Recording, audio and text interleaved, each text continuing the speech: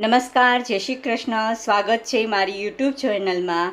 તો આજે આપણે ઇન્સ્ટન્ટ બને એવા ખાઈ શકીએ એવા ચોમાસાની ઋતુમાં અથવા તો શિયાળાની ઋતુમાં તીખું તીખું ખાવાનું થોડું મન થાય તો આપણે ઇન્સ્ટન્ટ આજે બનાવવાના છીએ મરચાં. તો આજે રાયતા મરચાંની આપણે રેસીપી શીખવાના છે કે કેવી રીતે રાયતા મરચાં આપણે બનાવી શકીએ છીએ ને આ 1 થી 1.5 મહિનો ફ્રીજની અંદર રહી શકે એમ છે. તો એની માટે શું સામગ્રી જોવે છે એ આપણે જોઈ લઈએ. એવા મરચાં મેં લીધેલા છે. ભાવનગરી મરચાં તમે લ્યો અથવા તો વઢવાણી મરચાં લ્યો અને થોડા આવા તીખા નોર્મલ, બહુ તીખા નહીં અને બહુ મોળા નહીં, એવા મીડિયમ મેં આવા મરચાં 4 થી 5 નંગ આ લીધા છે. 250 ગ્રામ આ મરચાં લીધા છે, ભાવનગરી મરચાં. ત્યારબાદ 1 લીંબુ, ત્યારબાદ 1 ચમચી રાઈના કુરિયા, 1 ચમચી રાઈના કુરિયા, 2 ચમચી મેથીના કુરિયા, સ્વાદ અનુસાર મીઠું અને 1 ચમચી આપણે લીધેલા છીએ વરિયાળી.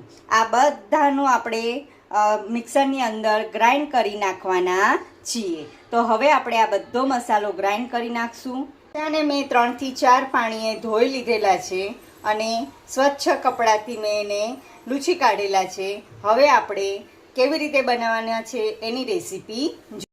હવે અહીંયા મરચાંના ધોઈ કાઢીને લૂછી કાઢેલા છે, એને હું ડીટિયા કાઢીને આવી રીતે 2 ફાડા કરી નાખું છું. તમે આના 4 ફાડા પણ કરી શકો છો. મેં 2 જ ફાડા કરેલા છે.